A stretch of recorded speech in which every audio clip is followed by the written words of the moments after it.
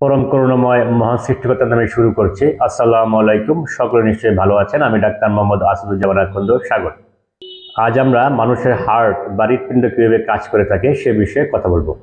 Heart বা হৃৎপিণ্ড হচ্ছে মানুষের শরীরের বুকের মাঝখানে এবং একটু বাম দিকে অবস্থিত একটি বিশেষায়িত মাংসপেশি বা মাংসপিণ্ড, যা প্রতিনিয়ত ছন্দময় সংকুচন এবং প্রসারণের মাধ্যমে এক প্রকার পাম্পিং অ্যাকশন সৃষ্টি করে এবং যার মাধ্যমে রক্ত শরীরের প্রতিটি সেল বা কোষে অর্থাৎ সমস্ত শরীরে প্রবাহিত হয়ে থাকে এবং এই রক্ত প্রবাহের মাধ্যমে অক্সিজেন, খাদ্যকণা, যার মাধ্যমে সেল বা কোষগুলো শক্তি তৈরি করে থাকে, এবং হরমোন সহ অত্যন্ত গুরুত্বপূর্ণ উপাদান সমস্ত শরীরে প্রবাহিত হয়ে থাকে।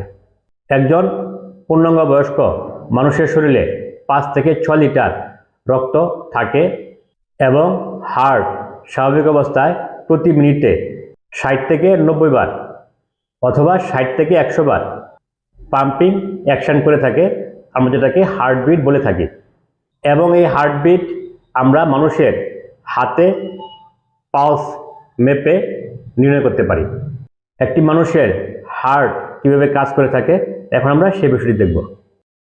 মানুষের শরীরে হৃৎপিণ্ড বা হার্ট একটি থাকলেও সেই হার্টটি মাঝে লম্বালম্বিভাবে একটি দেয়ালের কারণে রাইট অংশ এবং বাম অংশতে বিভক্ত থাকে এবং ট্রান্সভার্সলি আরেকটি দেয়ালের মাধ্যমে বিভক্তির কারণে উপর এবং নিচ এভাবে মোট 4টি চেম্বার বা প্রকোষ্ঠতে বিভক্ত থাকে। আমরা উপরের চেম্বারগুলোকে বলে থাকি এট্রিয়াম বা অলিন্দ, এখানে রাইট এট্রিয়াম এবং লেফট এট্রিয়াম, এবং নিচের অংশটিকে বা চেম্বারকে বলা হয়ে থাকে ভেন্ট্রিকল বা নিলয়, এখানে রাইট ভেন্ট্রিকল এবং লেফট ভেন্ট্রিকল থেকে থাকে।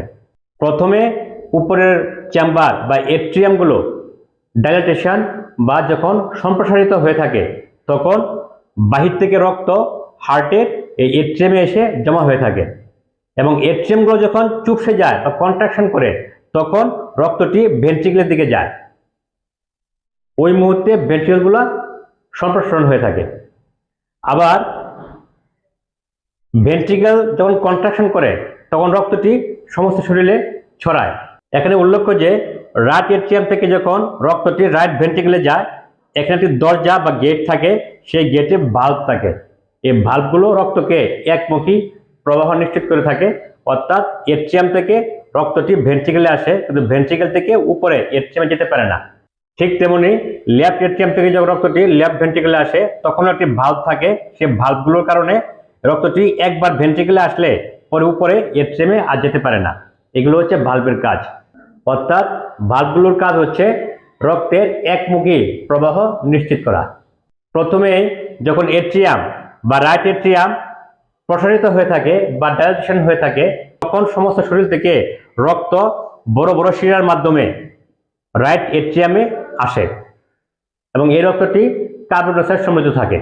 তখন এই রক্তটি রাইট এট্রিয়াম থেকে রাইট ভেন্ট্রিকলে যায় এবং রাইট ভেন্ট্রিকল থেকে এই কার্বন ডাইঅক্সাইড সমৃদ্ধ রক্তটি অক্সিজেন সমৃদ্ধ হওয়ার জন্য একটি রক্তনলীর মাধ্যমে দুটি ফুসফুসে যায় এবং ফুসফুসে গিয়ে সেই কার্বন ডাইঅক্সাইড সমৃদ্ধ রক্তটি অক্সিজেন সমৃদ্ধ হয়ে আবার পুনরায় অন্য রক্তনলীর মাধ্যমে লেফট এট্রিয়ামে আসে এবং অক্সিজেন সমৃদ্ধ রক্তটি লেফট এট্রিয়াম থেকে লেফট ভেন্ট্রিকলে আসে।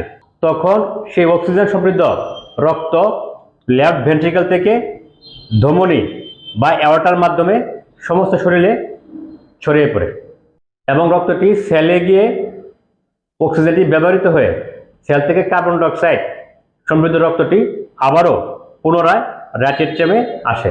এভাবেই হার্ট প্রতিনিয়ত কাজ করতে থাকে। ধন্যবাদ সকলকে। আসসালামু আলাইকুম।